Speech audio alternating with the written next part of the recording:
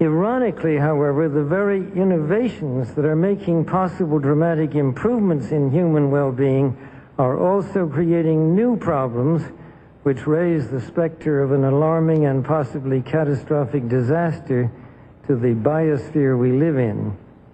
And herein lies the dilemma that we all face. Let me illustrate. Improved public health has caused the world's infant mortality rate to decline by 60% over the last 40 years.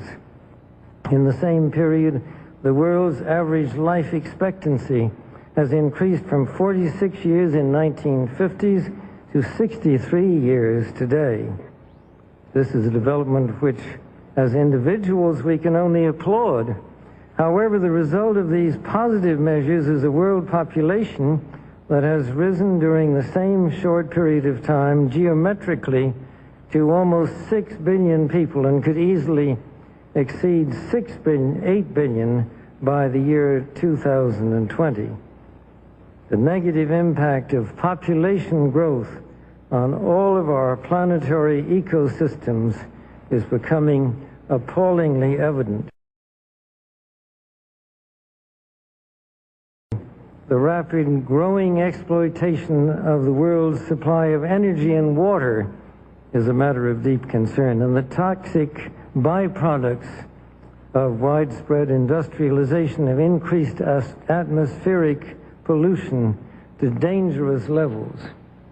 Unless nations will agree to work together to tackle these cross-border challenges posed by population growth, overconsumption of resources, and environmental degradation, the prospects for a decent life on our planet will be threatened.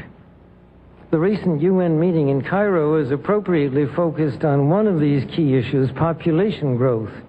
But the controversies which have erupted at the conference illustrate the problem of coming to grips with issues that are deeply divisive and which have a profound moral dimension. The United Nations can and should play an essential role in helping the world find a satisfactory way of stabilizing world population and stimulating economic development in a manner that is sensitive to religious and moral considerations. Economic growth is, of course, an inevitable corollary of a growing population and is essential to improve standards of living. But without careful coordination, unrestrained economic growth poses further threats to our environment. This was a major subject of discussion at the conference in Rio de Janeiro on the environment 2 years ago. The focus then was on sustainable growth and global development. It was pointed out at the conference that growth is most efficiently managed by the private sector, but regulation of the process by national governments and international bodies is also needed. And once again, the United Nations should certainly be among the catalysts and coordinators of this process.